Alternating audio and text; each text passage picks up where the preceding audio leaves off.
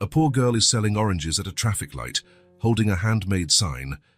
When a young billionaire CEO approaches, she cries out, "Help me, please, I need to pay for my mum's surgery." As he looks at the photo she's holding, he recognizes the face of his ex-wife and is shocked.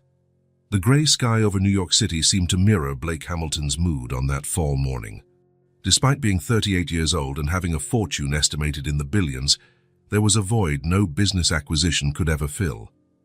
Blake adjusted his cashmere coat, an unconscious habit whenever he was nervous, and continued his solitary walk. 3 years ago, he had adopted this strange ritual. Once a month, he would dismiss his driver and walk through the city's less affluent neighborhoods. His advisors thought it was an eccentricity, a billionaire wandering narrow alleys, observing lives so distant from his own reality. But to Blake, these walks were like an anchor keeping him connected to the real world, far from boardrooms and private jets. "Maybe it's just guilt," he murmured to himself as he turned a corner on the Lower East Side. The smell of street food mingled with the cold morning air, creating a familiar yet oddly comforting atmosphere. That was when his eyes caught a flash of bright orange across the street. A small makeshift stall, built from wooden crates, displayed several oranges arranged in neat piles. Behind them stood a girl who looked no older than 6, carefully organizing the fruit with meticulous attention. Blake couldn't explain what drew him to that particular scene. Maybe it was the contrast of the dark, curly-haired child against the city's grey backdrop, or perhaps the fact that she was there alone, selling fruit on a Thursday morning when she should have been in school. He crossed the street almost without thinking. As he approached, he noticed a hand-lettered sign with bright, uneven letters only a child could have made. "Help my mum, please. She needs surgery." The girl looked up when he drew nearer. She had large, expressive eyes, a vivid green that seemed to light up her delicate face. "Hi, mister," she said in a thin, clear voice. "Want to buy some oranges?" "They're really sweet." Blake noticed something familiar in her accent, a cadence he recognized quite well. "Hello?" he replied with a kind smile, crouching down so he was at her level. "Why aren't you in school today?" The girl bit her lower lip, a gesture that gave Blake a strange sense of déjà vu. "Mommy's sick, really sick. Today she couldn't get out of bed," the child explained with a seriousness that didn't match her age. "So I came to sell oranges. I need to save money." There was a dignity in that small figure that made Blake's chest tighten. Children shouldn't have to carry such heavy burdens. "How much are your oranges?" he asked, and pulling out his wallet. "3 for $5, she answered promptly, her eyes gleaming with hope. "But if you buy more, I can give you a discount." Blake smiled. "I'll take them all." The girl's eyes widened in surprise and suspicion. "All of them?" "All," he confirmed. "How much for the entire stock?" The child furrowed her brow, clearly doing some complicated mental math. "I have 34 oranges, she finally said. That would be, let's say $60, Blake suggested, knowing it was far more than their actual worth. The girl nodded vigorously, her curls bouncing. "Wow, that's a lot of money," she exclaimed with genuine admiration. "It's gonna help my mum a lot." Blake took a few bills from his wallet and handed them to the child. She accepted them carefully, as though they were made of glass.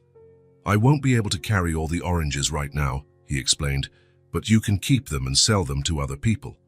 The little vendor looked at him curiously. "You don't want the oranges, but you're paying for them." Blake felt a twinge of tenderness at her confusion. "Let's just say it's my contribution to help your mother." The girl's face lit up with a smile that could melt even the coldest heart. "Thank you, mister. My name's Isla. What's yours?" "Blake," he answered, surprising himself by offering his real name. "Does your mum have something serious?" Isla's smile vanished quickly, replaced by a solemn expression. "Yes, she needs an operation, but it's really expensive. She says she'll get better, but I know that's not true." The child's sharp intuition was as impressive as it was heartbreaking. "Can I show you a picture of her?" Isla asked, already reaching into the pocket of her worn coat. "She was so pretty before she got sick." Blake nodded, more out of politeness than genuine interest. The girl pulled out a creased photo and held it out proudly. In that instant, time seemed to freeze. The air caught in Blake's lungs, and his heart skipped a beat. His eyes couldn't stray from the image. A woman with wavy brown hair and a radiant smile looked at the camera. The same green eyes as the little girl, the same smile he knew so well. It was Claire. Claire Bennett. His Claire. The woman he had loved more than anything, who vanished from his life nearly 7 years ago. "This is... your mom?" Blake asked, his voice trembling, trying to mask his shock. Isla nodded proudly. "She's pretty, right? This picture is from before she got sick. Now she's skinnier, and some of her hair fell out." Blake struggled to remain composed, but his mind was racing, trying to process the information. Claire was sick, needing surgery, living in dire conditions with this child. A child who must be around 6 years old. 6 years since. A terrible equation started forming in his mind. "Does your mum live around here?" he asked, attempting to sound casual. "Yes, on Orchard Street," Isla said, vaguely pointing toward the end of the block. "It's the red building with the broken door." Blake handed the photo back with slightly shaking hands. "You shouldn't be out here alone," he said, trying to keep his voice steady. "Who's looking after your mum now?" "Our neighbor, Mrs. Rodriguez, checks on her at lunchtime. But soon I have to go back and give her medicine." Blake felt the weight of the situation settle on his shoulders. He looked at the child again, now noticing details he hadn't seen before. The color of her eyes, the shape of her chin, the way she furrowed her brow when thinking. "Isla," he asked carefully, "how old are you?" 6.5, she replied proudly, showing her fingers. "I had my birthday last month." 6.5. The timing fit perfectly. "Do you need to get back home now?" he asked, trying to organize his swirling thoughts. "Not yet. Mom said I should stay here until I sell at least 10 oranges. But since you bought them all..." She smiled, revealing a missing front tooth. "I guess I can go back now." Blake saw an opportunity. "Can I walk with you to your street? It can be dangerous out here." Isla seemed to think about the offer for a moment, her small face assuming a serious expression. "Mom told me not to go off with strangers, but you don't seem bad. And you bought all my oranges," she added, as if that alone proved his good character. "Okay, you can walk with me, but only to the corner of my street." Blake helped her pack the oranges into a faded cloth bag she had brought. Isla tucked the money into the inner pocket of her coat, patting it to make sure it was secure. "All set," she announced with an adorable seriousness. "We can go." As they walked side by side along the uneven sidewalk, Blake struggled to keep his emotions under control. If his suspicions were correct, this child walking beside him might be... No, he didn't dare complete the thought. It was too terrifying, too wonderful, too devastating. "Do you like ice cream, Isla?" he asked, trying to maintain casual conversation. "I love it," her eyes lit up, "but I only get it on special occasions. Mom says it's expensive." Another stab of pain pierced Blake's chest. The idea that this child considered ice cream a luxury was unbearable. "And your dad, does he help you and your mom?" Isla's face turned suddenly serious. "I don't have a dad. At least not one I know. Mom never talks about him." Blake swallowed hard. The knot in his throat felt the size of a tennis ball. "Sometimes," Isla continued thoughtfully, "I imagine what he'd be like. Maybe he died, or maybe he lives really far away. Or maybe..." She paused, looking at Blake with innocent curiosity. "Maybe he's like you. Like me." Blake almost tripped over a crack in the sidewalk. "Yes, someone nice, who helps people and buys all the oranges, even though he doesn't really want to take any." She smiled at him again, revealing the gap where her tooth was missing. Blake felt his eyes sting. He blinked rapidly to push back the tears that threatened to form. After a few minutes, they reached a narrower street. Isla pointed to a red brick building at the end of the block. The facade was peeling, and several windows were either broken or patched with tape. The front door, as Isla had described one, was partially broken, held shut by a rusty chain. "That's where I live," she said. "On the 3rd floor." Blake looked at the building with barely concealed horror. How could Claire be living there? How could this child call that place home? "You can leave me here," Isla said, stopping at the corner as they'd agreed. Thanks for walking with me, Mr. Blake. You're welcome, Ela, he replied, reluctant to let her go. Are you sure you'll be okay? Of course, she answered with the confidence only children have. I live here. I know everyone. Blake hesitated, seized by an almost irresistible urge to follow her inside, to see Claire with his own eyes, to demand answers. But the shock was still too great. He needed time to process what he had discovered. Ela, he began, not quite sure what to say. Take care, all right? And tell your mom I hope she gets better soon. I will, she promised, waving before turning and running toward the broken door. Blake remained standing at the corner, watching until the small figure disappeared inside. Then, as if propelled by an invisible force, he circled the block and approached the building from another angle, where he could observe without being seen. The third floor. Ela had said they lived on the third floor. Blake counted the windows, trying to guess which one might be theirs. One of the windows on the third floor had a small plant on the ledge, a single cactus in a makeshift soda can pot. Claire always loved plants, even the toughest, most improbable ones. He waited, watching. After a few minutes, he saw Ela appear at that very window. She placed something on the ledge, what looked like the money he'd given her, and then disappeared from view. Blake remained there for almost an hour, unmoving, ignoring the growing cold as the afternoon wore on. He saw Ela appear at the window twice more, once holding what looked like a glass of water, and another time just looking out at the street, as if searching for something or someone. The pain in his chest felt almost physical. Guilt, regret, confusion, and above all, anger at himself churned inside him like a storm threatening to knock him down. Claire was sick, possibly dying, living in miserable conditions, and that child, Ela, could it really be? The math fit, the timing made perfect sense, and those eyes, his family's eyes, the ones he saw in the mirror every morning. When he finally managed to move, the sun was already setting. Blake felt dazed, like he had been struck on the head. He walked back the way he'd come, his thoughts in such a turmoil that he barely registered where his feet were leading him. He passed by a bar and almost went in. One drink or many seemed like the perfect answer at that moment. But then the image of Isla popped into his mind, counting her oranges so carefully, saving the money for her mother's surgery. Claire's surgery. No, he didn't deserve the temporary oblivion alcohol could give. He kept walking.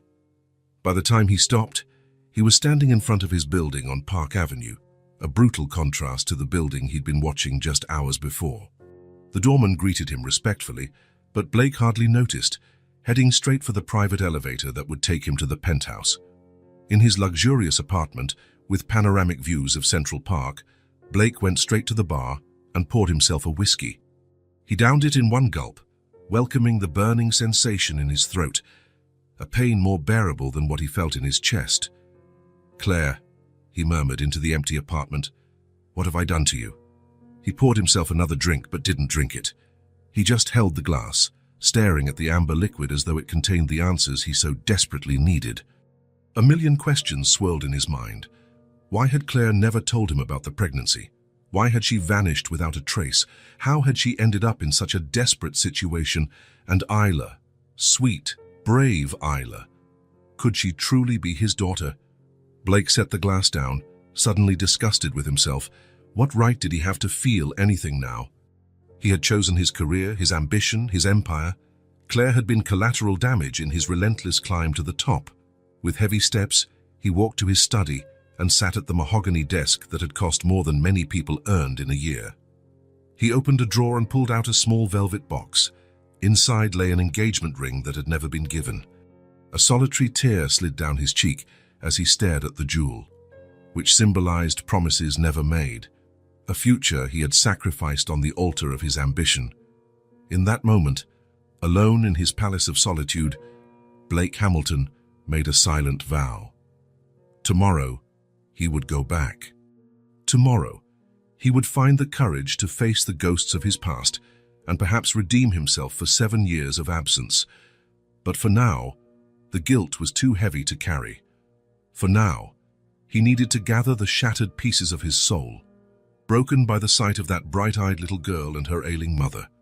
What he didn't yet know was that this chance encounter had changed his life forever, that nothing would ever be the same, that the man who woke up the next morning would not be the same one who walked the streets of the Lower East Side that day. Blake Hamilton, the lonely billionaire, had finally found something his money could never buy, the chance to fix the greatest mistake of his life. Blake didn't sleep that night. His attempts were cut short by nightmares in which a green-eyed girl accused him of abandoning her, while Claire lay dying in a hospital bed. By 4 in the morning, he gave up. He got up, went to the window, and stared at the city that never sleeps, a view he once found comforting, but which now seemed to mock his solitary wealth. The phone rang at 6, as always. It was Janet, his assistant of over a decade, reminding him of the meeting with Japanese investors scheduled for 9. "Cancel it," he said, his voice hoarse from exhaustion. "Excuse me?" Janet rarely heard him cancel anything, especially a meeting of that caliber. "Cancel everything, today and tomorrow." "Blake, these investors came from the other side of the world. Tell them I'm sick, a family emergency, whatever it takes." There was silence on the other end of the line. Janet knew him too well. "Is everything all right?" she finally asked, genuine concern in her voice, something few people in his life ever showed him. "No," he admitted, "but maybe it will be soon." He hung up before she could ask more questions. He felt strangely light after making that decision. For the first time in years, maybe decades, his professional commitments felt insignificant compared to what he had discovered. Blake took a quick shower and dressed differently from his usual style. No tailored suits or Italian leather shoes. He chose dark jeans, a simple shirt, and sneakers. He wanted to appear approachable, not intimidating. In the mirror, a tired face stared back at him, eyes revealing a sleepless night and deep worries. "You can do this," he told his reflection without much conviction. He left the apartment and, instead of calling his driver, hailed a cab. His first destination wasn't Claire's building but a grocery store on the way. While the driver chatted about the morning traffic and the forecast for rain, Blake tried to recall what foods a child like Isla might enjoy. It had been a long time since he was a child himself, and it felt like a memory from another life. The supermarket was almost empty at that hour. Blake grabbed a cart and started filling it with basics: rice, beans, pasta, sauces, meat, fresh vegetables, fruit. He stopped in the dairy aisle, remembering how Claire loved Greek yogurt with honey. Had her preferences changed? He grabbed several just in case. In the cereal aisle, he froze at the endless array of colorful options. Which one would Isla like best? He decided to take 3 different kinds, imagining her delight at having choices, something clearly uncommon in her life. He added chocolate, cookies, ice cream, all the things every child should have without considering them luxuries. When he got to the checkout counter, his cart was so full he could barely push it. The young cashier raised her eyebrows at the sheer volume of items. "Big party?" she asked with a polite smile. "Something like that," Blake replied. Leaving the store with heavy bags, Blake realized how impractical his plan was. How would he carry all of this up to the apartment? He asked the waiting cab driver to help load the groceries, offering a generous tip. On the way to the Lower East Side, Blake felt his nervousness growing. What would he say to Claire? How would he explain his sudden reappearance? What if she shut the door in his face? Worse, what if she confirmed that Isla was indeed his daughter? Or if she denied it? The cab stopped a block from the building at Blake's request. He paid the fare, including a tip so large it made the driver's eyes widen, and refused the offer of help with the bags. He wanted to do this alone. The weight of the groceries was almost welcome, giving him a physical task to focus on besides his rising anxiety. He reached the red brick building out of breath, not just from the effort, but from the tension. The front door, as Isla had described, was partially broken, held in place by a chain. Blake pushed it with his shoulder and entered. The lobby was dimly lit and smelled musty. A pile of unclaimed mail lay in a corner. Paint was peeling from the walls, revealing layers of previous colors like an archaeological record of the building's decay. There was no elevator, just a narrow staircase spiraling upward. Blake started climbing, the bags feeling heavier with each step. As he went up, he pictured Claire making the same climb every day, perhaps carrying Isla when she was little, or lugging groceries while ill. The third floor had a hallway with 4 doors. Blake hesitated, realizing he had no idea which apartment was Claire's. He looked at each door, trying to guess. One was decorated with colorful animal stickers at a child's height. It had to be that one. He moved closer and listened. Silence. He took a deep breath and knocked. For a long moment, nothing happened. Then he heard soft footsteps approach, and a childish voice asked, "Who is it?" Blake's heart raced at the sound of Isla's voice. "It's Blake," he replied. "We met yesterday. I brought some things for you and your mom." There was a pause. Then the sound of a chain being slid back and a key turning. The door opened a crack, limited by another security chain. Isla's face appeared in the gap, her green eyes widening when she saw Blake. "Mr. Blake," she exclaimed with genuine excitement. "What are you doing here?" "Like I promised, I brought some things," he said, lifting the bags for her to see. "Can I come in?" Isla bit her lower lip, the same gesture he had noticed the day before. "I have to ask Mom," she said, closing the door again. Blake heard muffled voices on the other side, one high and excited, clearly Isla's, and another lower, hesitant, a voice he would recognize anywhere, even after 7 years. The door opened wider this time, but it wasn't Isla who appeared. Claire looked thinner than he remembered, dark circles under her eyes. Her hair, once long and shiny, was now short and dull. But her eyes, the same green eyes that were now her daughter's, were as expressive as ever. And at that moment, they expressed shock, disbelief, and something that looked like anger. "Blake," she said, her tone flat, hiding any emotion. "Claire," he answered, his voice almost a whisper. What are you doing here?" she interrupted, stepping protectively in front of Ilasu, who tried to peek around her. Blake raised the bags again. "I brought some groceries," he said. "Food mostly. I thought it might help." Claire's eyes narrowed. "How did you find us?" "I met Isla yesterday, selling oranges. She showed me your picture." Claire closed her eyes briefly, as though processing the information.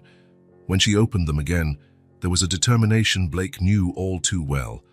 "Isla, go to your room, please," she said, not taking her eyes off Blake. "But Mom," the girl protested, "Mr. Blake brought food. And he was nice to me yesterday." "Isla," Claire repeated, her tone leaving no room for debate. "Now." The child lowered her head and walked away, dragging her feet. Once Isla was out of sight, Claire took a step forward, still blocking the entrance. "What do you really want, Blake?" she asked, her voice now loaded with contained emotion. "You show up after 7 years with some groceries and think everything is okay." "No," he replied, feeling small under the intensity of her gaze. "I know nothing is okay. I know I made terrible mistakes. I just want to help now." Claire let out a dry, humorless laugh. "Help?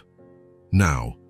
Where was your help when I found out I was pregnant and you ran off to Shanghai without even leaving a contact number?" Her words hit Blake like a physical blow. So it was true. Isla was his daughter. Part of him had known since the moment he saw those green eyes so much like his own. But hearing the confirmation from Claire's lips brought an overwhelming sense of reality. "I didn't know," he said, his voice pleading to be believed. "Claire, I swear on everything that matters, I had no idea you were pregnant." She studied him for a long moment, as if deciding whether to believe him. "Would it have made a difference?" she asked finally. "Your precious career, your climb to the top, would you have given it all up for a pregnant girlfriend and a child you didn't plan?" Blake wanted to say yes, that he would have dropped everything, that he would have done things differently, but he couldn't. He couldn't lie to her now. "I don't know," he admitted, the truth hurting his throat. "I don't know who I was 7 years ago, but I know who I am now and I want to do the right thing." Claire observed him for a few more seconds, then opened the door completely. "You can leave the groceries," she said. "Thanks for that. Isla needs to eat well." Blake placed the bags on the small entryway floor. The apartment he could glimpse behind Claire was tiny but spotlessly clean, despite worn-out furniture and stained walls. "Can I see Isla?" he asked, his voice betraying his emotions. Just for a moment. Claire crossed her arms. Why? So you can disappear from her life again? I won't disappear, Blake promised. Never again. Words, she said wearily. You were always good with those. A coughing fit interrupted her. Claire covered her mouth with her hand, her frail body shaking with the effort. Blake took a step forward, instinctively wanting to help, but she raised her hand to stop him. I'm fine, she said once the coughing subsided, though her pallor suggested otherwise. You're not, Blake insisted. Isla told me about your condition, about the surgery you need. Claire's face hardened. I don't need your charity. It's not charity, he insisted. It's responsibility. She's my daughter, Claire. I have both a right and an obligation to help. A right? Her voice rose dangerously. What right do you have over a child you've never met, never saw growing up? You didn't hold her when she had a fever, or comfort her when she had nightmares. You weren't there for any birthdays, any Christmases, any important moments in her life. Every word was a stab in Blake's chest.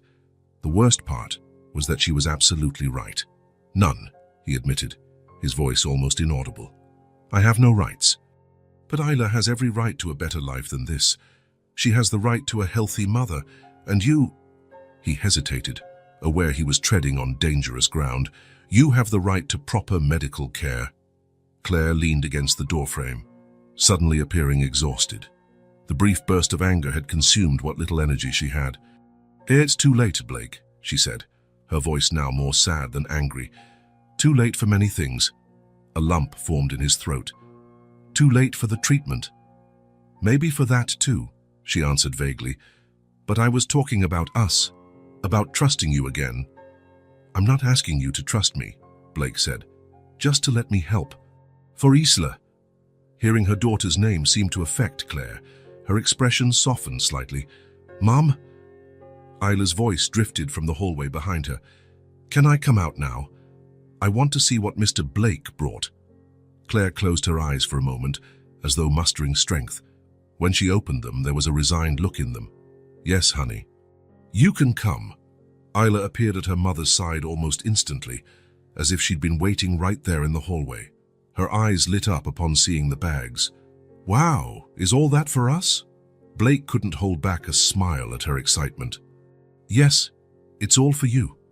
Isla immediately began rummaging through the bags, exclaiming joyfully at the colorful cereals and the ice cream, which she quickly took to put in the freezer before it melted. Claire watched with a complex expression, a mixture of reluctant gratitude and lingering mistrust. When Isla disappeared into the tiny kitchen with the ice cream, Claire turned to Blake. I don't want her getting attached to you, she said quietly. Not if you're going to vanish at the first opportunity. She has enough problems without adding a father who just showed up. The words hurt, but Blake knew she was right. I won't vanish, he repeated, looking her directly in the eyes. I know I can't prove that now. I can only ask that you let me demonstrate it with actions, not words. Claire didn't respond immediately. Isla returned, holding an open tub of ice cream with a spoon sticking out. Want some, Mr. Blake? She offered, extending the spoon toward him. It was such an innocent, generous gesture, this child who had almost nothing offering to share her first treat, that Blake felt tears prick his eyes. He cleared his throat and shook his head softly. Thank you, Isla, but it's all yours, he replied, his voice strained with emotion. How about you, Mom? Isla asked, offering the spoon to Claire. A tired smile briefly lit Claire's face. Just a little bit. She leaned forward and tasted the ice cream her daughter offered. For a fleeting moment, her expression brightened, and Blake could see a hint of the Claire he'd once known, young, full of life and dreams. It's delicious, she told her daughter, who beamed with satisfaction. Blake felt like an intruder, witnessing a private moment between mother and child. It was a harsh reminder of all the similar moments he had missed. I'll leave you two now, he said softly, but I'd like to come back tomorrow, if that's okay. Claire looked up at him, distrust still evident in her eyes, but now tinged with something like resignation. I can't stop you, she replied, but don't make any promises to Isla you don't intend to keep. Blake nodded, accepting her condition. He glanced at Isla, who was watching the adults interact with curiosity. "See you later, Isla," he said. "I hope I can come back and see you tomorrow." "Will you bring more ice cream?" she asked hopefully. Blake smiled. "If your mom allows it." Claire said nothing, but her look spoke volumes. "Don't let her down." Blake stepped back into the hallway, his chest heavy with conflicting emotions. On the one hand, a sharp pain at realizing what he had lost, 7 years of his daughter's life. On the other, a fragile hope for a new beginning. "I'll find the best doctors for you," he said to Claire before leaving. "That's not negotiable." For a moment, it seemed she was about to protest again, but then another coughing fit struck her, this time stronger than the previous one. Isla immediately set aside the ice cream and ran to hold her mother's hand, fear evident on her small face. The sight broke Blake's heart. It was obvious the situation was more serious than Claire admitted. When the coughing subsided, she simply nodded, a barely perceptible gesture of acceptance. Blake left the building feeling both lighter and heavier at the same time. The truth was now laid bare, raw and painful. Isla was his daughter. Claire was truly ill, and he had 7 years of absence to make up for, if that was even possible.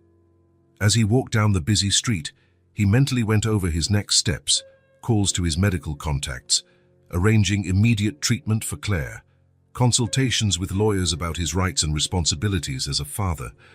Part of him, the cold, calculating side that had built his empire, advised caution, paternity tests, verification of Claire's true medical condition, protection against possible excessive financial demands. But for the first time in his adult life, Blake Hamilton silenced that voice. It didn't matter whether Isla was biologically his, though he was certain she was. It didn't matter how much Claire's treatment would cost.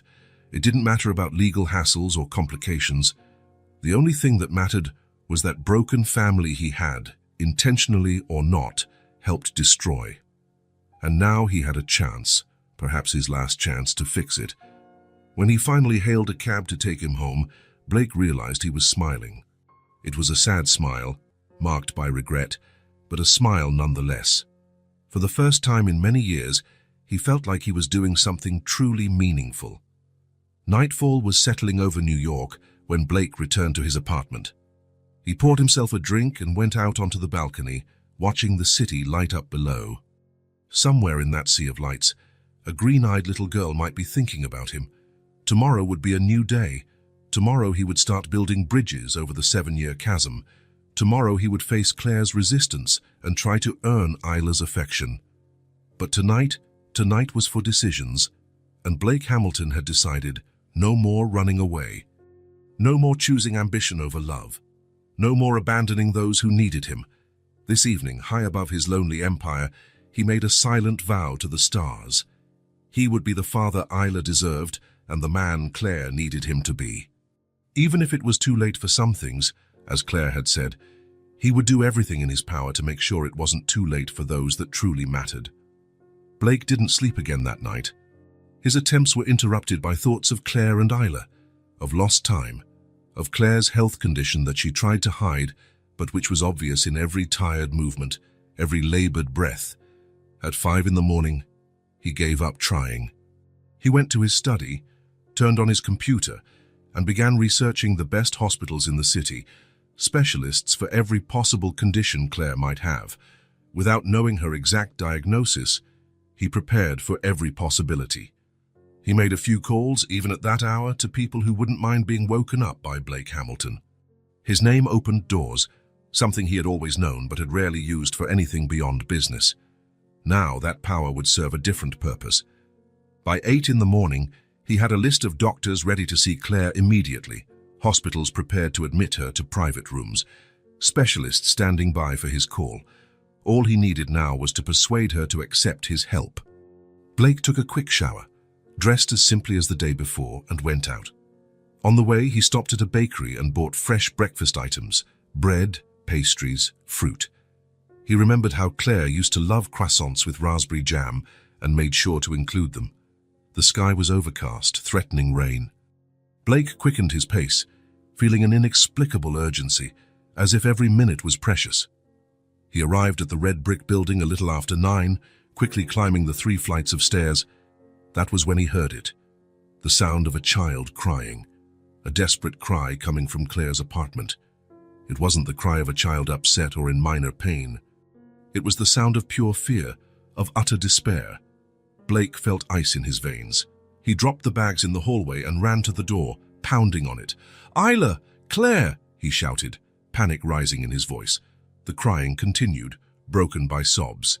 Then, hurried footsteps approached, and Isla's trembling voice asked who was there. "It's Blake." "What happened? Are you all right?" The door opened immediately. Isla stood there in her pajamas, her face red and swollen from crying, hair tousled. Her green eyes were wide with terror. "Mr. Blake," she sobbed. "My mum won't wake up. I tried everything, but she won't answer." Blake didn't wait for more explanations. He stepped inside, following Isla to the small bedroom where Claire slept. The room was simple, with only a bed, a nightstand, and an old dresser. Water stains marked the walls, but they were adorned with colorful drawings, obviously Isla's work. Claire lay on the bed, pale as paper. Her breathing was so shallow that, for one terrifying moment, Blake thought he was too late. He rushed over, sitting on the edge of the bed and checking her pulse. It was there, weak and irregular, but present. "Claire," he called, gently patting her cheek. "Claire, wake up." She didn't respond. Isla clung to Blake's waist, shaking. "She was coughing so much last night," the girl explained, words broken by sobs. "Then this morning she didn't get up to take me to school.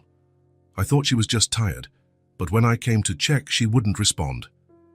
Blake put an arm around Isla's shoulders, trying to project a calm he didn't feel.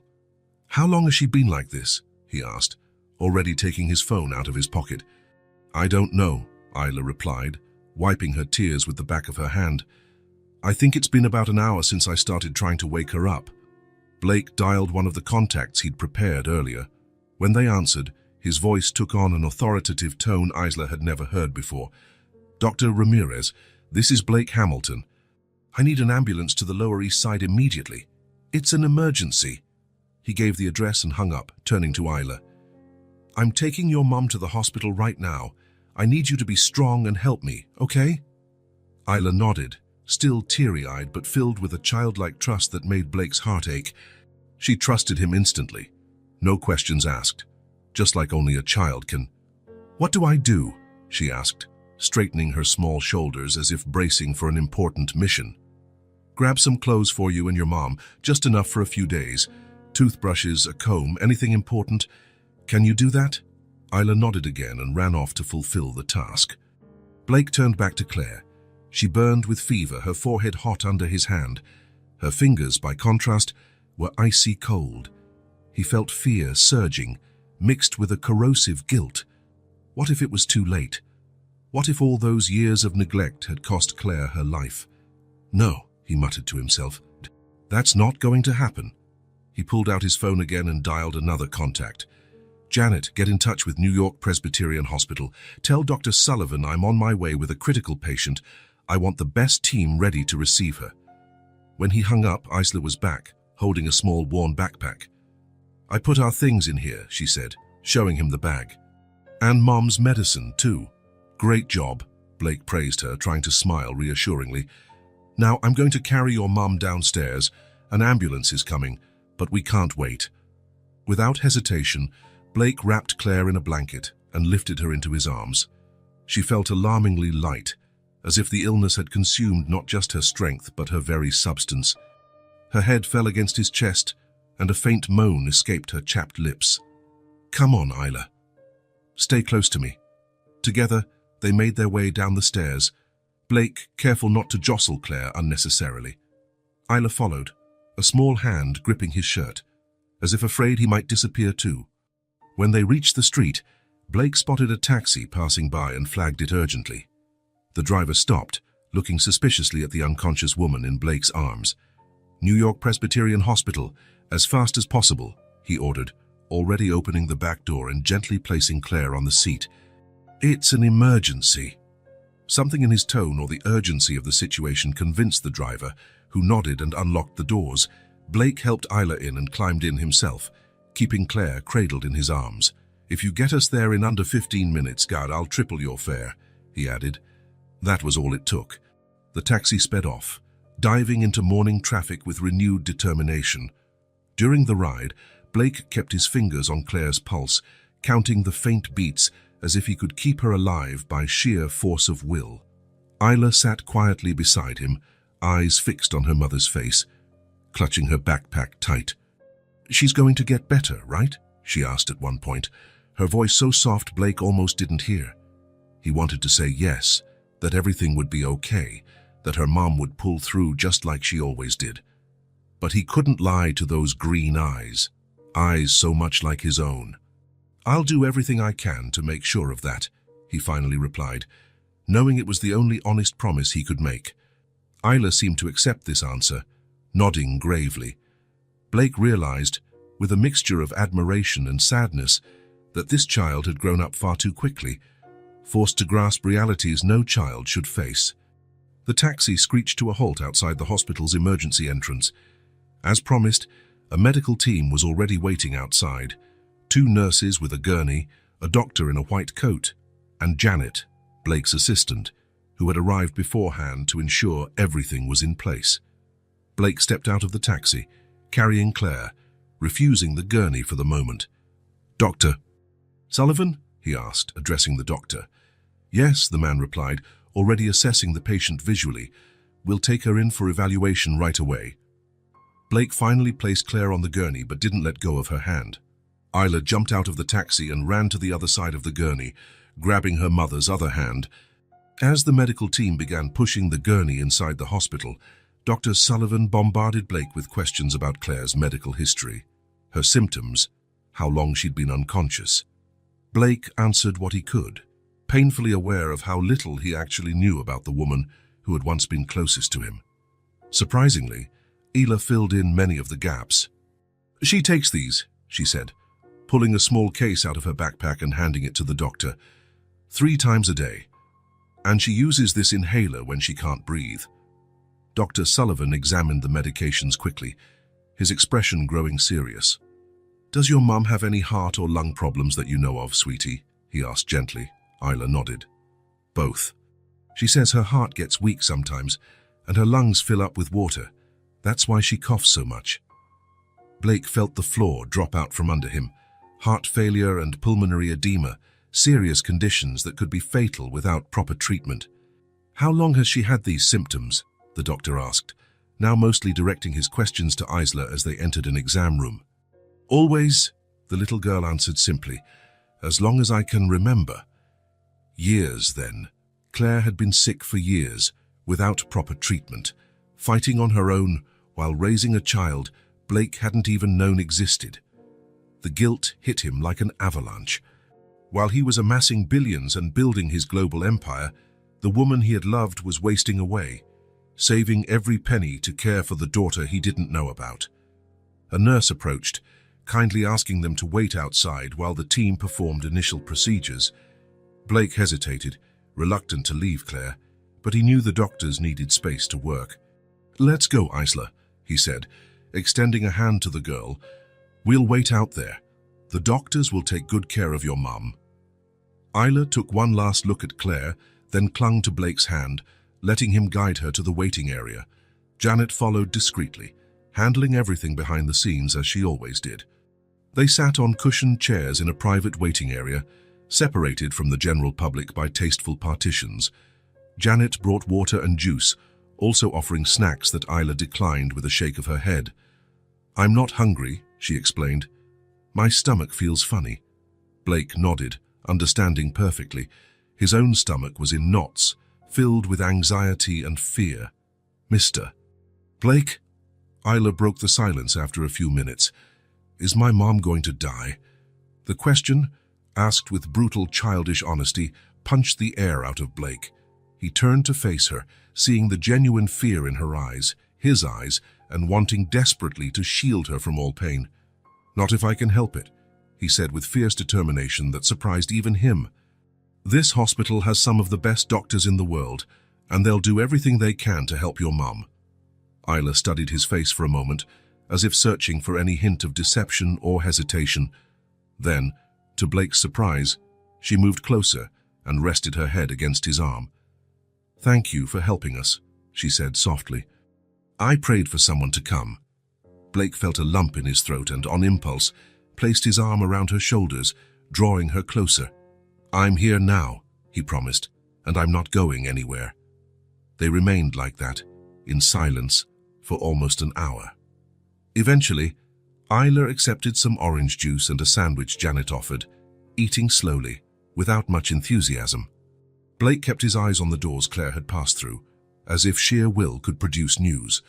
Janet sat on the other side, discreetly fielding the endless calls and messages coming to Blake's phone, shielding him from the outside world that kept spinning, unaware of the drama unfolding there. Finally, Dr. Sullivan emerged, still in his white coat and holding a clipboard. His face was serious, but not grim, a slight relief to Blake, who had learned to interpret medical expressions over the years. Blake stood immediately, Isla following suit, clinging tightly to his hand with surprising strength for someone so small. "Mr. Hamilton," the doctor began, "we've managed to stabilize your Ms. Bennett." Blake exhaled the breath he hadn't realized he was holding. What exactly is wrong with her? Dr. Sullivan glanced at Isla, then back at Blake, clearly unsure how much detail to reveal in front of a child. Blake hesitated, not wanting to frighten her, but also knowing Isla deserved to know what was happening to her mother. "Isla," he said, crouching to meet her gaze, "I need to talk to the doctor about your mom's condition. Can you wait with Janet for a few minutes? I promise I'll explain everything afterward, in a way you can understand." The girl bit her lip, looking from the doctor to Blake, then to Janet, who smiled encouragingly. "Okay," she finally agreed. "But don't take too long."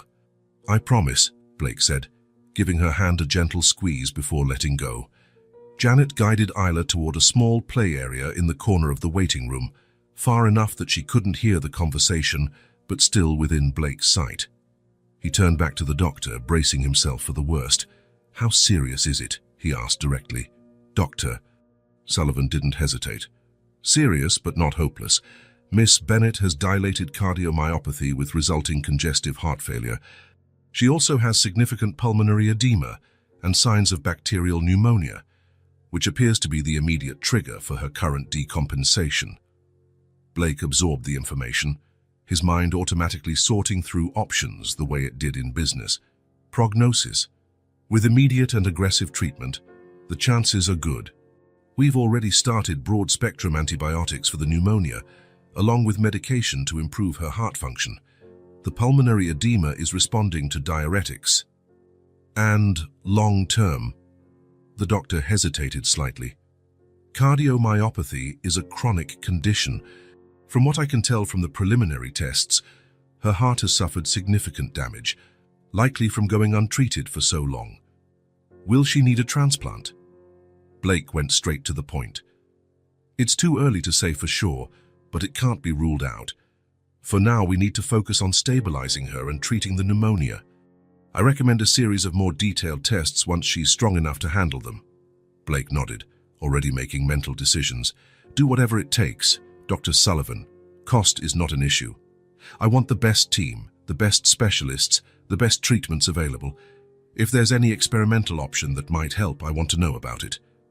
"Understood, Mr. Hamilton. I've already alerted our cardiology team. Dr. Patel, the department head Jan, is on his way. When can I see her?" "Soon. We're moving her to the ICU for at least 24 hours of close monitoring. After she's settled, we'll allow brief visits." Blake thanked the doctor, who promised to return with updates. Alone for a moment, Blake allowed himself to feel the full weight of the situation. Claire could have died today. Probably would have, if he hadn't shown up. The thought was unbearable. He took several deep breaths, composing himself before going back to Isla. She was watching him intently from across the room, ignoring the tablet of games Janet had offered. When Blake approached, Isla immediately stood. "How's Mom?" she asked, her wide green eyes scared but determined to know the truth. Blake sat beside her, choosing his words carefully, aiming for a 6-year-old's level of understanding. "Your mom is really sick, Isla," he began gently. "Her heart isn't working as well as it should, and her lungs are affected too. Plus, she got an infection, kind of like a very bad flu that made everything worse. Isla nodded gravely. I knew she was getting worse. She tried to hide it, but I could tell. The child's perceptiveness was both admirable and heartbreaking. The doctors are taking care of her now, Blake continued. They gave her medicine to fight the infection and help her heart work better. She'll have to stay in the hospital for a few days, maybe more. Can I see her? Isla asked, her voice small but hopeful. Soon, as soon as the doctors have her settled in a special room. For now, we have to be patient. Isla was quiet for a moment, processing the information. Then, to Blake's surprise, she leaned in and hugged him, pressing her face against his chest. I'm scared, she admitted, her voice muffled by his shirt. Blake wrapped his arms around her, feeling a fierce protectiveness he had never experienced before. In that moment, he knew he would do anything, absolutely anything, to protect this child. I know, he answered softly. I'm scared too, but we're in this together now, you and me. We'll take care of your mom together. Isla lifted her head, those green eyes, Blake's eyes, brimming with tears yet filled with fragile hope. Promise, she asked. I promise, Blake replied, sealing a commitment he knew would change his life forever. 3 days had passed since Claire's admission to the hospital. The pneumonia was starting to respond to the antibiotics, but her heart condition still required intense monitoring. The doctors mentioned weeks of hospitalization and possibly surgery to implant a ventricular assist device. During this time, Blake completely reorganized his life. He cancelled business trips, delegated responsibilities, and set up a makeshift office in the hospital suite he had arranged for Claire. But the most surprising development, for everyone, including himself, was how naturally he assumed care for Isla. On the first night, when it became clear Claire wouldn't be discharged anytime soon, Blake faced a dilemma: what to do about Isla. The child had no other relatives, and the one neighbor who sometimes watched her, Mrs. Rodriguez, was traveling. You can stay with me while your mum gets better, he offered, hesitant, fearing she might reject him. I have a guest room that can be yours for now. Isla looked at her mother asleep in the hospital bed, then back at Blake. Her green eyes seemed to be weighing all the possibilities. Mom would want me to be with someone safe, she finally said, with a maturity that continued to surprise him. Can I bring my teddy bear, Theodore? Blake felt a surge of relief. Of course you can. And anything else you want. That same night, after a quick visit to her apartment to pick up Isla's things, including Theodore, a scruffy brown bear that seemed to be her closest companion, they headed to Blake's Park Avenue apartment. Isla's eyes widened as they walked through the marble lobby with its high ceiling and crystal chandeliers. Do you live in a castle? She asked in a hushed voice, clinging to Blake's hand while she took in the surroundings. Blake smiled. It's not a castle, just an old building where rich people live. Are you rich? The child's direct question, typical of a 6-year-old, took Blake by surprise. Yes, he admitted. I have a lot of money. Isla nodded, absorbing the information. Then why don't Mom and I have any? The innocent question hit Blake like a physical blow. How could he explain to a 6-year-old the complicated failings of adults, the choices that lead to separate paths, the wounded pride, the broken communication? It's complicated, he finally managed. But I promise I'll explain better when you're a bit older. To his surprise, Isla seemed satisfied, just nodding again. Inside the apartment, he showed her the guest room, which Janet had quickly furnished with a few basic kids' items, a colorful lamp, storybooks, and some simple toys. This can be your room while you're here, he said. Tomorrow we can buy more things you like. Isla explored the space curiously, placing Theodore carefully on the king-size bed that looked absurdly big for her little body.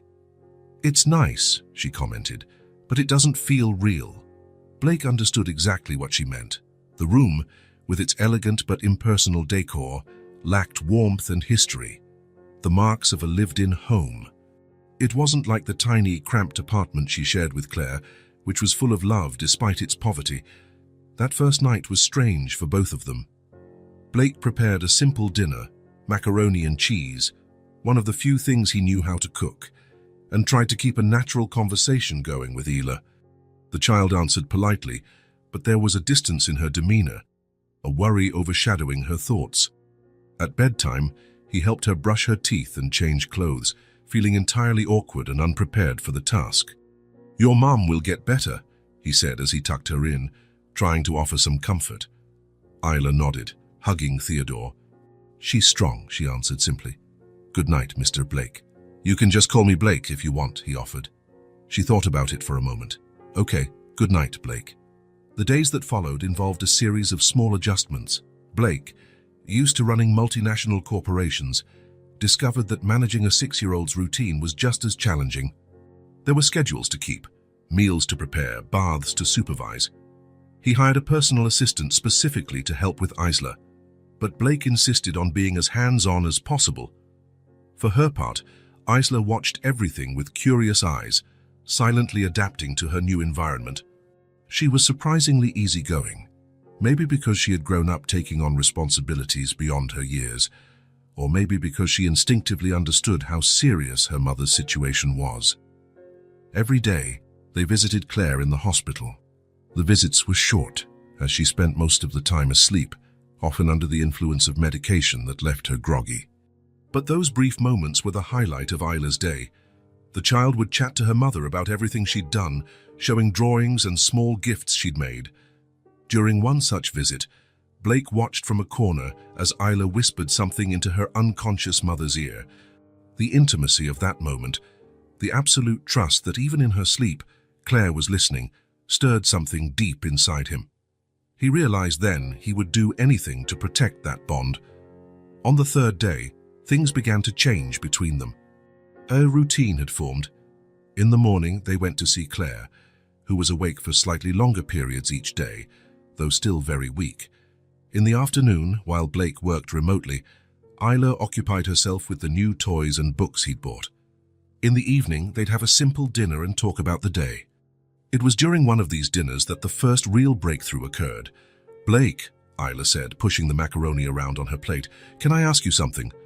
"Sure," he replied, setting his fork down to show she had his full attention. "How did you meet my mom?" The question caught Blake off guard, causing him to choke on the wine he was sipping. When he recovered, he saw Isla watching him with a mix of curiosity and patience, waiting for his answer. For a brief moment, he considered making something up, a simpler or edited version of the truth, but something in her gaze, so much like his own, demanded honesty. "Your mom and I met a long time ago," he began, choosing his words carefully. "I had just started my company, and she worked at a coffee shop near my first office." Isla listened intently, absorbing every word. "Every day, I went there for coffee, and every day she gave me this special smile only she could give," Blake continued, feeling a pang of nostalgia and sorrow. "One day, after almost a month, I finally got the courage to ask her out." "Did she say yes?" Isla asked, leaning forward, completely engrossed in the story. "Not the first time," Blake said, smiling at the memory. "She said she was too busy, so I asked again the next day and the next. By the fourth day, she finally said yes, just so I'd stop asking." Isla giggled, a crystal-clear sound that lit up the usually quiet apartment with unexpected joy. "We dated for almost 2 years," Blake went on, now entering more difficult territory. "They were the best years of my life. Your mom is special. She has a way of making any place feel like home." "I know," Isla said, nodding knowingly. "She makes the best hot chocolate in the world, even when we don't have real chocolate." Blake felt a lump form in his throat. "That sounds exactly like her." "And then?" Isla pressed. "Why didn't you stay together?" Blake took a deep breath. This was the hardest part, but he knew he owed the truth to this child. "I made mistakes, Isla, big ones. My company started growing, and I let work become more important than anything, more important than your mum, more important than building a life together. I traveled constantly, and I was barely there when she needed me." Isla kept her gaze fixed on him without judgment, just trying to understand. "In the end, I got a business opportunity in China and accepted it without really discussing it with her. It was supposed to be 6 months but ended up being a year. When I came back, she was gone," Isla concluded. Blake nodded, amazed at her insight. "Yes, she was gone. I lost her because of the wrong choices I made. Silence hung between them as Isla processed the information. Then, to Blake's surprise, she reached out and gently touched his hand. "But now you're here," she said simply, "and you're helping Mom. And you're taking care of me." Blake felt tears burn at the corners of his eyes. "Yes," he managed to say, "I'm here now, and I want to do things differently this time, if your mom will let me. If you'll let me." Isla considered this with the seriousness of someone much older than 6. "I think you deserve a second chance," she finally declared. "Everyone does if they're really sorry." Something shifted between them in that moment. It wasn't a dramatic revelation or an instant transformation, but the beginning of trust, still fragile but real. A bridge beginning to form over the gulf of lost years, supported by honesty and Blake's genuine desire to do better. Later that night, when he tucked Isla into bed, she asked him to read her a story, and for the first time, she allowed him to sit at the edge of the bed instead of on the chair farther away. A small gesture, but it meant everything. "This was your mum's favorite story when we were younger," Blake said, showing her the book he'd chosen, a classic children's tale he remembered Claire mentioning once. Isla's eyes lit up at this unexpected connection to her mom. "Really? She never told me that." "There are lots of things you two still have to discover about each other," Blake said softly. "And plenty of stories we can create together from now on." As he read, he watched Isla's eyes grow heavy until she finally drifted off. Theodore clutched to her chest. Blake stayed there for a long time, gazing at the face of the daughter he was only just beginning to know, awed by how someone so small and fragile could hold such strength and wisdom. Day by day, small moments like that built a bond between them that Blake had never experienced before. A bond forged not from grand gestures or expensive gifts, but from steady presence, honesty, and the simple routines they shared. The quiet affection that grew, solid yet gentle, like a plant seeking sunlight after a long time in the dark. A week had passed since Claire's hospitalization. Her health showed encouraging signs of improvement, although the doctors remained cautious. The lung infection responded well to antibiotics, and the heart medication seemed to be stabilizing her condition, at least for the time being. For Blake and Isla, those days created a near-familial routine. Mornings began with breakfast together. Blake had learned to make fun-shaped pancakes that made Isla smile. Then they would visit Claire at the hospital, spending a few hours by her side.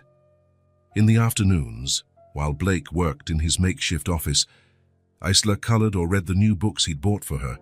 Evenings brought simple dinners, followed by bedtime stories.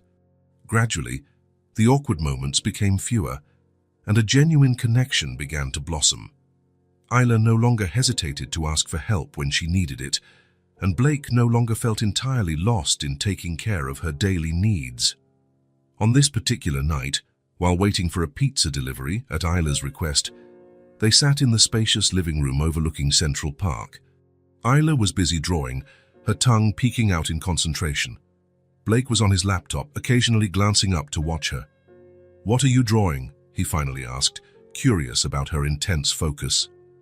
Isla held up the paper to show a simple yet expressive sketch of 3 stick figures. One large, one medium, and one small, all holding hands. "It's us," she explained. "Me as Mom and you." Something twisted in Blake's chest, a feeling for which he had no name. It was both painful and comforting. "That's a beautiful drawing," he said, his voice slightly husky. "Can I keep it when you're done?" Isla nodded, resuming her work with renewed dedication. A few minutes later, she broke the silence with a question that seemed to come out of nowhere. "Blake, do you think my dad is dead?" The question hit him like a punch to the stomach. He closed his laptop slowly, buying time to think. Isla was watching him with those inquisitive green eyes, his eyes awaiting his response. "Why do you ask that?" he managed finally. Isla shrugged, but there was tension in her small shoulders that betrayed her casual tone. "Sometimes I think he must be, because if he wasn't, why would he never look for us? But other times," she paused, looking back at her drawing, "other times I think maybe he just didn't care enough." Blake felt as though something were being ripped out of his chest. The idea that his daughter had spent years imagining her father as dead or, worse, uncaring was almost unbearable. "What does your mum say about him?" he asked cautiously, aware that he was treading on extremely delicate ground. Isla lifted her eyes again, and the simplicity of her answer was more devastating than any elaboration. "Mom never talked about my dad. I never knew who he was." Blake felt the impact of those words like a cold wave crashing over him. Claire had never mentioned his existence to Isla, not even to create a story about him. She had completely erased him from their narrative, as though he had never existed. It was an absence so complete and deliberate that Blake finally understood the depth of Claire's hurt. She'd rather raise her daughter without any father figure than share any memory of him. "Have you ever asked her?" he inquired softly. Isla bit her lower lip. That gesture he now recognized as his own, reflected in his daughter. "I asked once, when I was 5. My friends at school were talking about their dads, and I wanted to know about mine." She paused, recalling, "Mom got really sad. Really sad. She cried all night. I never asked again." Blake closed his eyes for a moment, feeling the pain of that memory spread through him. Claire crying alone at night, a confused and frightened Isla, both outcomes of his choices, his absence. "Do you think he was a bad person?" Isla asked, her small voice cutting through his thoughts. Blake opened his eyes to find her watching him intently, as if his words might unlock the mystery that had surrounded her entire short life. "No," he replied carefully. "I think sometimes people make mistakes, really big ones, that end up hurting the people they love, even if they don't mean to." "Like the mistakes you made with my mom?" Isla asked, her penetrating gaze making Blake feel completely transparent. "Yes," he admitted. "Like those." Isla seemed to ponder that deeply before she spoke again. "You know, sometimes I make up stories about him," she confessed softly. "In my head. Sometimes he's an astronaut who had to go into space on a really important mission, or an explorer lost in the jungle, or—" She hesitated, her voice suddenly shy. "Or someone like you." Blake felt his heart almost stop. "Like me?" Isla nodded, blushing. "Someone nice and who tells stories and makes funny pancakes, who takes care of us when we need him." In that moment, Blake experienced both pain and joy in the most intense way. He wanted to scoop her into a hug, to shout the truth, to declare everything. But he couldn't. It wasn't his secret to tell, not without Claire. It wouldn't be fair to either of them. Instead, he gently tucked a rebellious curl behind Isla's ear, a gesture he had seen Claire do so many times during their hospital visits. "Any man would be lucky to be your father, Isla," he said quietly. "And if he knew about you, I'm sure he'd be the proudest person in the world." She rewarded him with a smile as bright as a ray of sunshine cutting through dense clouds. Their conversation shifted to lighter topics when the pizza arrived, but something deeper had changed between them. A stronger understanding, a more solid trust. Blake knew he had been tested in some way, and for now, he had passed. Later that night, after tucking Isla into bed, Blake sat in his office with an untouched glass of whiskey, reflecting on everything he had learned. Through subtle questions during the week, through conversations with Janet, who had dug into Claire's background, and now through Isla's revelations, Blake had pieced together a grim picture of the years that had passed. When Claire disappeared from his life, she had been in the early stages of pregnancy, probably not even aware of it at first. Once she did know, she chose to face it alone rather than look for him. She moved multiple times, took precarious jobs while her health slowly deteriorated. There were periods with no fixed address, nights spent in shelters, real hunger when money ran out before the month's end, a constant battle against a healthcare system that provided inadequate support. And throughout it all, there was Isla, a child growing up in conditions no child should ever endure, yet somehow developing a resilience, intelligence, and kindness that defied her circumstances. Blake raised his glass, watching the lamp's light refract in the amber liquid. His fortune, his empire, all seemed suddenly empty compared to what he could have had, to what he could have given them. That night, alone in his luxurious office, he made a silent vow that went beyond his previous promises. His mission wasn't just to fix the past, though that was still crucial. It was to build a future. A future where Isla would no longer have to invent stories about an absent father. A future where Claire wouldn't have to carry her burdens alone until she collapsed. A future where they could be the family they were meant to be all along.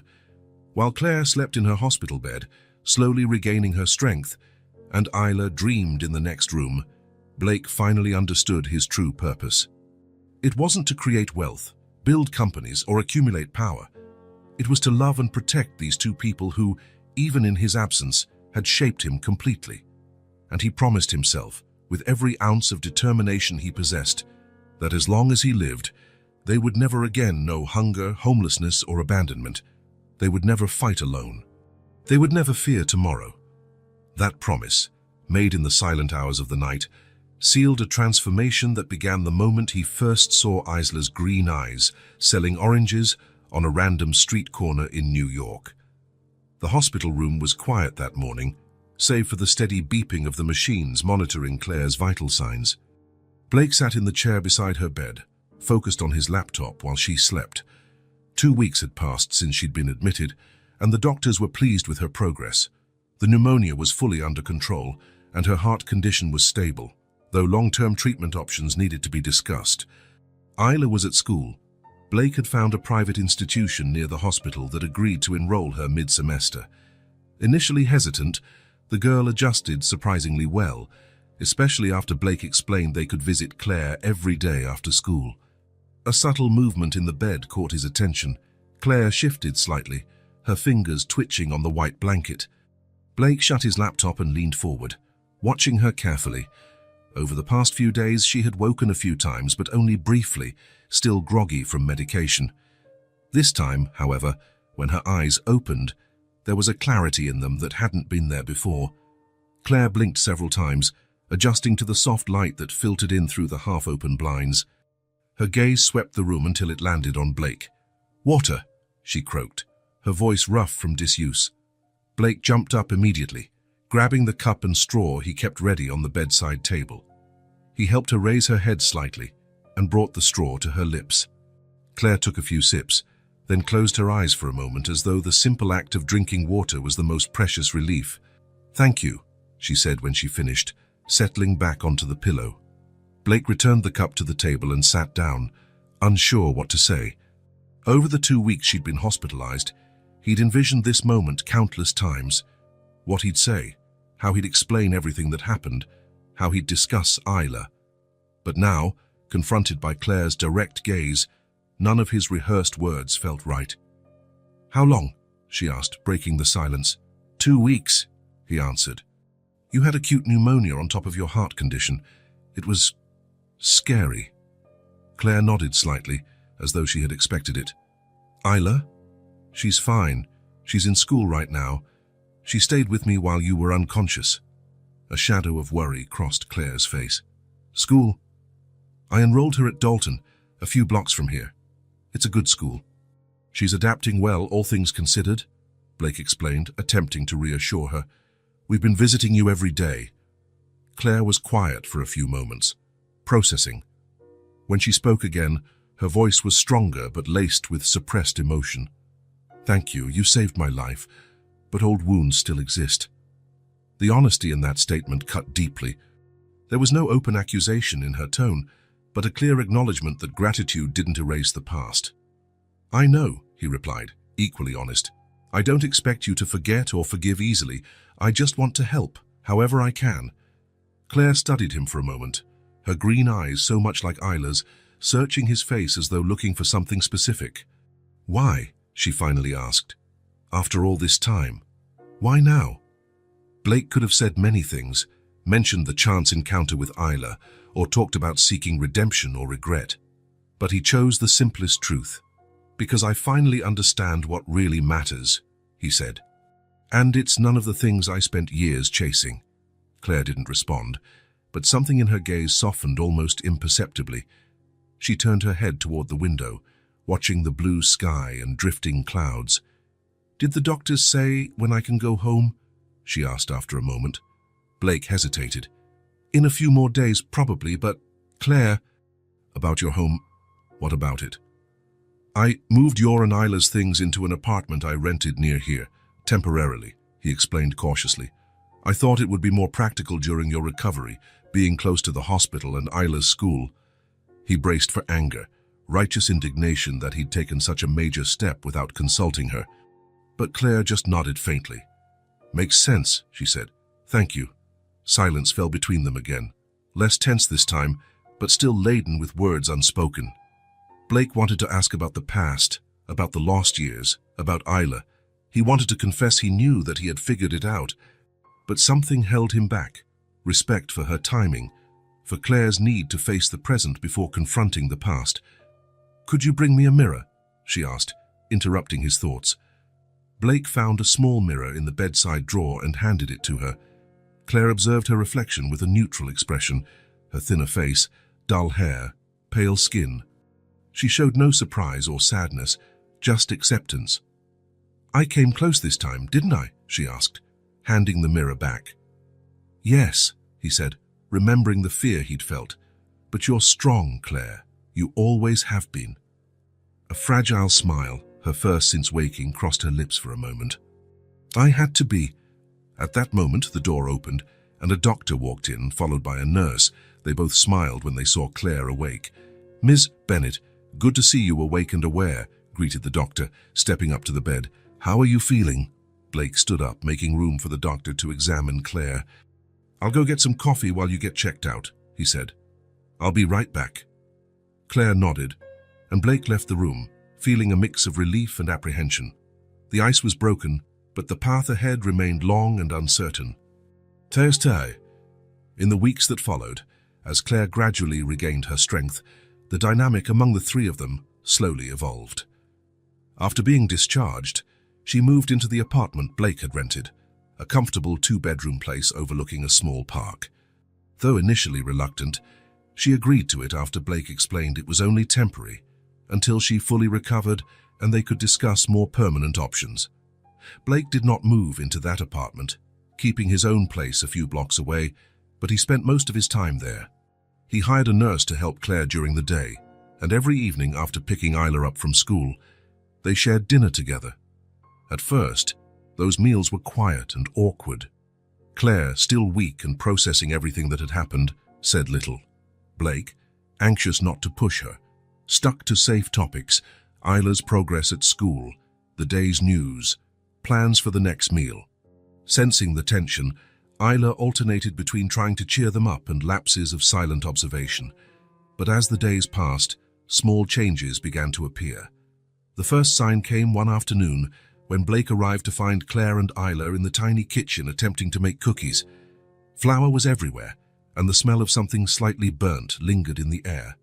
We're making cookies, Isla announced proudly, her face dusted with flour. But I think the first batch didn't come out so good.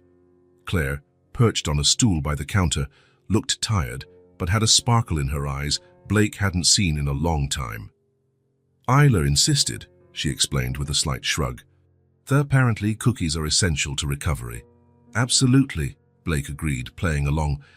I've heard that the scent of freshly baked cookies increases white blood cells by 200%. Isla laughed, a crystal sound that seemed to brighten the small apartment. You made that up? Caught me, Blake admitted, raising his hands in surrender. But it's true that cookies make everything better. May I help with the next batch? To his surprise, Claire answered, Please, it's clear we need professional supervision. That afternoon marked a subtle turning point. The ice didn't melt entirely, but it began to crack. In the following weeks, more moments like that popped up. Small islands of normalcy and even joy in a sea of uncertainties. One particularly pleasant afternoon, Blake suggested a picnic in the small park across the street. Isla loved the idea and hurried to help prepare a basket. Claire, now able to walk short distances without getting too tired, agreed after some hesitation. Sitting on a blanket under the shade of a large tree, the three of them might have appeared to any casual observer as a perfectly normal family enjoying a spring day. Isla would occasionally run off to chase squirrels or butterflies, returning to report her discoveries with childlike excitement. Blake watched Claire, who seemed more relaxed than she had been since waking in the hospital. Leaning her back against the tree trunk, She closed her eyes briefly, letting the sun filtering through the leaves play across her face. "I missed this," she said softly, not opening her eyes. "The park?" Blake asked. "Just existing without constantly fighting." She opened her eyes and looked at Isla, who was now crouched near a flower bed, studying something on the ground. Seeing her like that, carefree, being just a kid, Blake felt a knot in his throat. "She's amazing, Claire. Strong, smart, compassionate. You did an incredible job, despite everything you went through." Claire looked at him directly then, something she rarely did since her recovery.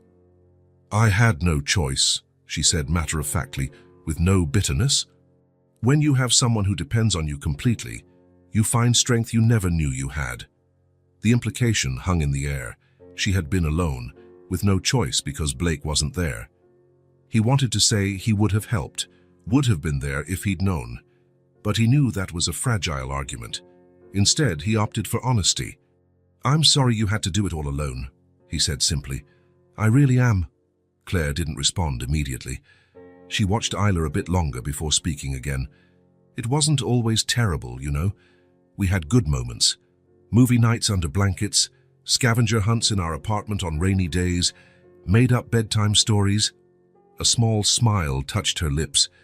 "Isla has an incredible imagination. You've probably noticed." "I have," Blake said, recalling the fantastical tales she spun. "She told me about the secret kingdom in her closet, ruled by a three-legged cat wearing a crown."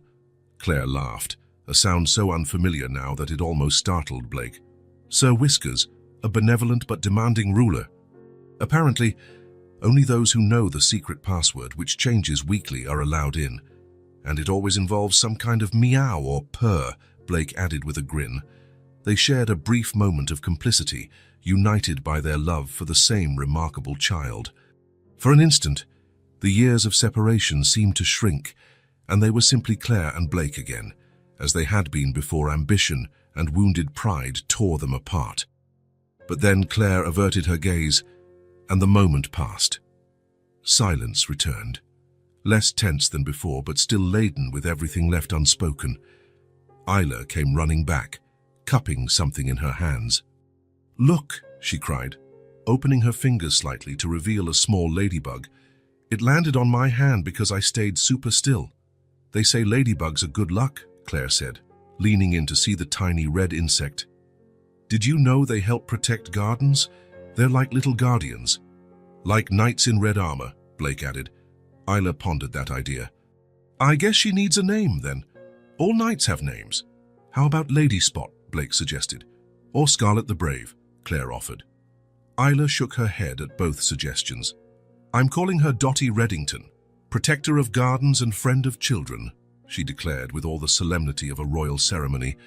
Blake and Claire glanced at each other and burst out laughing at the same time, a genuine shared laugh that chipped away more of the tension between them. As the sun began to set, they gathered their things and headed back to the apartment. Claire, tired but visibly more cheerful than usual, insisted on helping make dinner.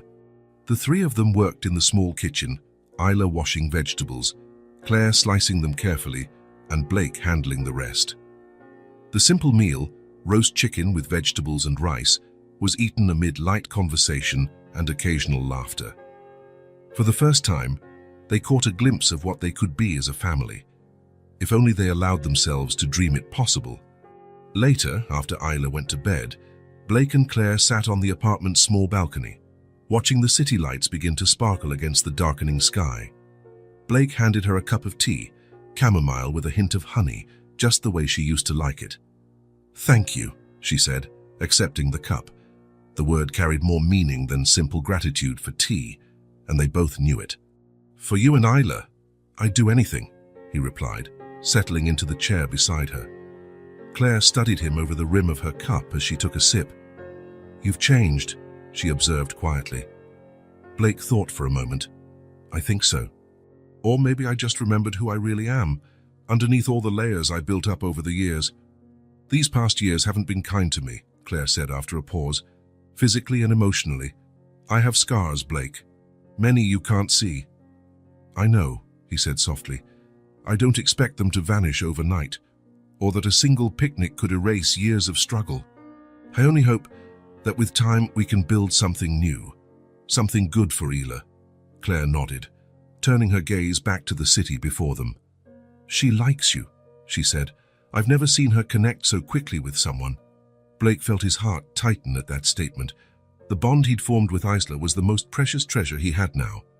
She's extraordinary, he said, and she deserves the best we can give her. Claire didn't reply right away. When she finally did, her voice was so soft it was almost lost to the night breeze. I'm afraid, Blake, afraid to trust again, afraid to let myself believe this time could be different. The raw honesty in her confession touched Blake profoundly. It was the first time since she woke up that she'd really opened even a small window into her feelings. Your fear is justified, he acknowledged. I can't promise I'll never disappoint you again, but I can promise I'll do everything in my power to be the person you and Isla deserve. And I understand if you need time, lots of time. Claire looked at him then, really looked, as if seeing beyond the surface, beyond the successful businessman, beyond the ex-boyfriend who had hurt her. For a moment, Blake felt utterly exposed, all his flaws and fears laid bare. One day at a time, she finally said, her voice steady despite her exhaustion. That's all I can offer right now. For Blake, it was more than enough. It was a beginning, a small, fragile beginning, but a real one. The start of something that, with care and patience, might grow into something beautiful and lasting. Sitting side by side on the balcony, watching the city that never sleeps, they allowed themselves, perhaps for the first time, to imagine a future different from what they'd envisioned. A future where old wounds could heal, where pride and fear wouldn't dictate their choices, where a makeshift family could find its way back to each other. A future that, despite its uncertainty, suddenly seemed possible. A month had passed since Claire's hospital discharge. Her recovery was steady, though slow. Weekly medical visits confirmed her heart was responding well to the treatment, but the doctors emphasized the need for ongoing care and the possibility of a future surgical intervention. During this period, the dynamic among the three of them had subtly transformed. Claire's initial mistrust toward Blake was gradually replaced by a reluctant acceptance of his presence in their lives. It wasn't full forgiveness or forgetting the past, but a pragmatic acknowledgement that, for now, this arrangement was best for Isla, and Isla thrived. The new school, proper medical care for her mother, and the financial stability Blake provided had freed her to simply be a child. Her smile came more easily, her stories grew more elaborate, her sleep was more peaceful. On that Sunday afternoon, the weather was particularly pleasant, one of those perfect spring days New York occasionally offers as an apology for harsh winters. Blake suggested a stroll through Central Park, and to his surprise, Claire agreed without hesitation. Isla needs some fresh air, she said simply, and so do I. They walked the winding paths of the park together, Isla running ahead, occasionally rushing back to show them an interesting leaf or a colorful stone she found. Blake and Claire followed in comfortable silence, occasionally commenting on the weather or Isla's latest discovery.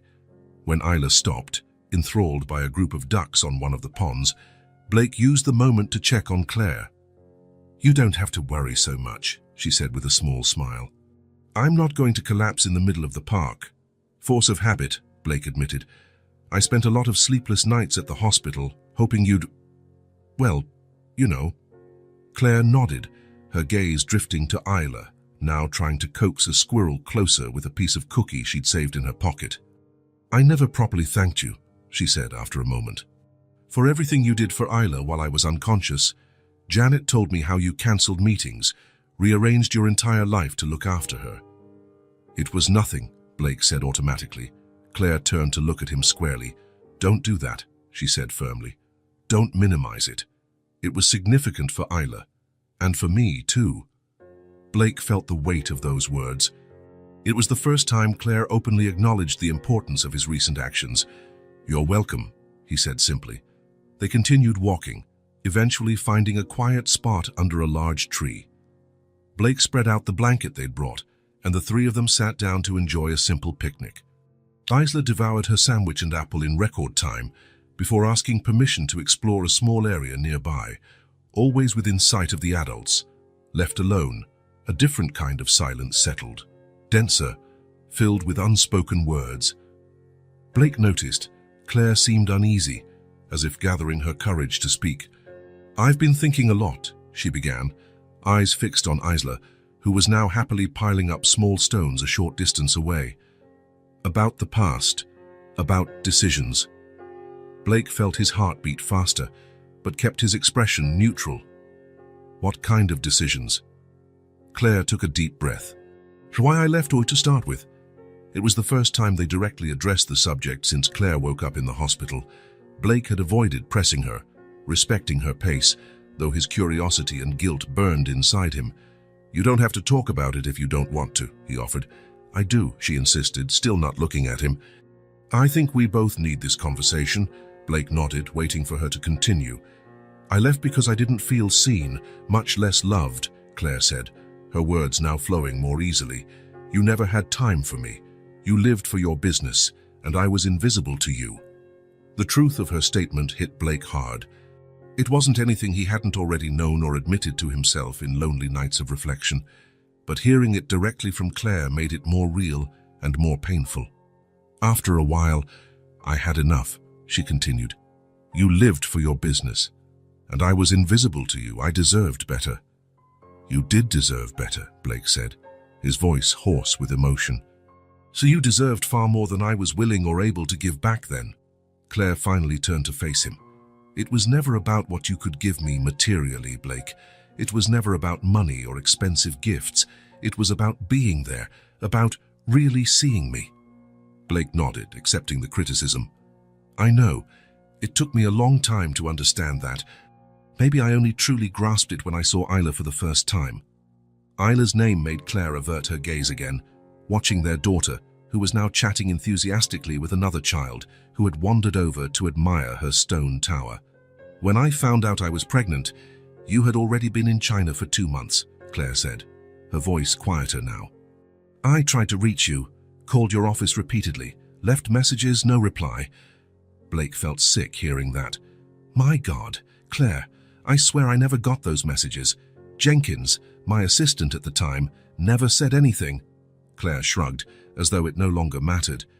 "Maybe he screened calls from an ex-girlfriend. Or maybe you were so busy making a name for yourself that you didn't notice."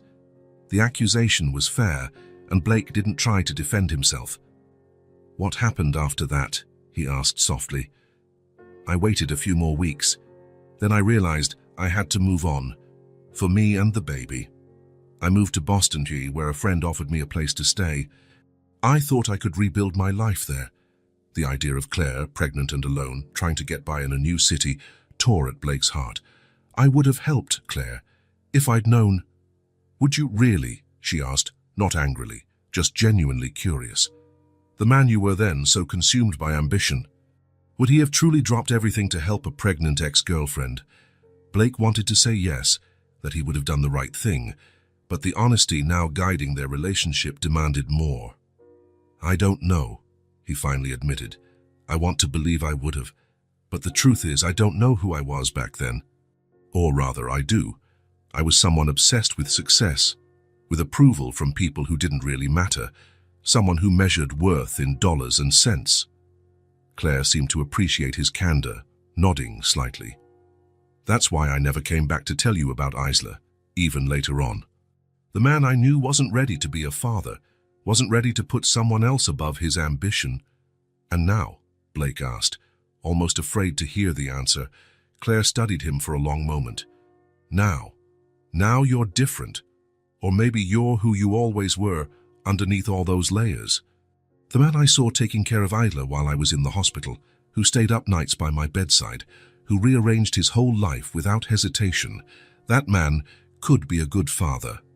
Her words hung in the air, heavy with meaning. Blake's heart pounded. "Claire," he began, unsure how to continue. She lifted her hand to stop him. "Let me finish. There's something I need to say, something I should have said a long time ago." Blake nodded, respecting her request. Claire took a deep breath, looked once more at Isla, still lost in her own world of stones, then locked eyes with Blake, Isla is your daughter, Blake. Though he had already suspected, though all evidence pointed to it, though his heart had already accepted it, hearing those words from Claire, clear and definitive, hit him like an explosion in his chest. A flood of emotions overwhelmed him. Profound sorrow for the time lost, for the birth he never witnessed, the first steps he missed, the first words he never heard, yet also an indescribable joy for the confirmation, for Claire's explicit acknowledgement, and for the chance to finally be a real father to Isla. I knew, he managed after a moment, voice trembling. Ever since I first saw her. Those eyes, my eyes, your expression, Claire said with a small smile, and that stubbornness, all yours. Blake laughed, though tears blurred his vision. Thank you for telling me, for confirming, even if I already knew. You deserve to hear it from me, Claire replied simply. So you both deserved the truth. Blake glanced at Isla, unaware of the conversation that changed everything. Does she know? He asked. Claire shook her head. No. I was waiting for the right moment. And now I think it's time. But we need to do it together, carefully. She has so many questions about her father. She's made up so many stories. I know, Blake said softly. She's shared some with me. A comfortable silence enveloped them as they watched their daughter. There was so much to discuss, so much to plan, legal matters, housing arrangements, how and when to tell Isla. But at that moment, it felt enough just to be there, together, witnessing the miracle they had created. I'm not promising anything beyond what I've already said, Claire warned after a few minutes. One day at a time, there's a lot of history between us, a lot of pain that's still healing. I know, Blake replied, and I'm not asking for more than that. Just the chance to be present, to be the father Isla deserves, and maybe, over time, build something between us. Not necessarily what we had before, but something new, something better. Claire nodded, seeming satisfied by his answer. A new beginning, then. A new beginning, he agreed. Isla chose that moment to come running back, eyes shining with excitement. I finished my sculpture, she announced proudly. For you have to come see it. Blake and Claire exchanged a quick look, full of unspoken promises, before getting up to follow their daughter. The sculpture was a tower of stones carefully balanced to form a precarious but impressive stack that defied gravity. It's beautiful, Claire praised, kneeling down for a better view. What does it represent? Blake asked, genuinely curious. Isla looked at him as though the answer was obvious. It's our family, silly. See? This big stone at the bottom is you, because you're strong and hold everyone up. The one in the middle is Mom, because she keeps everything connected. And this small one on top is me. Blake felt his heart swell at the simplicity and depth of her explanation. Without realizing it, Isla had created the perfect representation of what they were becoming, fragile, yet with the right balance and care, able to stand firm. It's perfect, he said, voice thick with emotion. Absolutely perfect. Claire reached out and took his hand, a small gesture but significant. It was the first time since this all began that she'd initiated physical contact. They stood side by side, watching their daughter place the final pebble atop her creation. In that simple moment, under the spring sun in Central Park, as Isla proudly presented her family made of stones, something finally shifted, fully and irrevocably. It wasn't the end of their journey, not by a long shot. There was still much to heal, much to build, much to learn about one another. But it was a beginning. A beginning without empty promises or unrealistic expectations. A beginning based on truth, finally brought into the light, allowing old wounds to dry and begin to heal. Blake looked down at their joined hands, then at Isla, feeling a certainty he'd never felt before. It didn't matter how long it took or what obstacles lay ahead. This was his family, his home. Not the luxurious Park Avenue apartment, not the corporate empire he'd built, but these two people by his side. For the first time in his life, Blake Hamilton felt he was exactly where he should be, doing exactly what he was meant to do. No longer chasing a hypothetical future of wealth and power, but living fully in the present, building a future made of moments like this, imperfect, delicate, but infinitely precious. A new home, built not of bricks and mortar, but of love, redemption, and the tiny daily miracles that bind a family together. If this story touched your heart, subscribe to the channel and turn on notifications so you don't miss the next ones. Leave a like because it helps this story get recommended to more people. See you in the next story.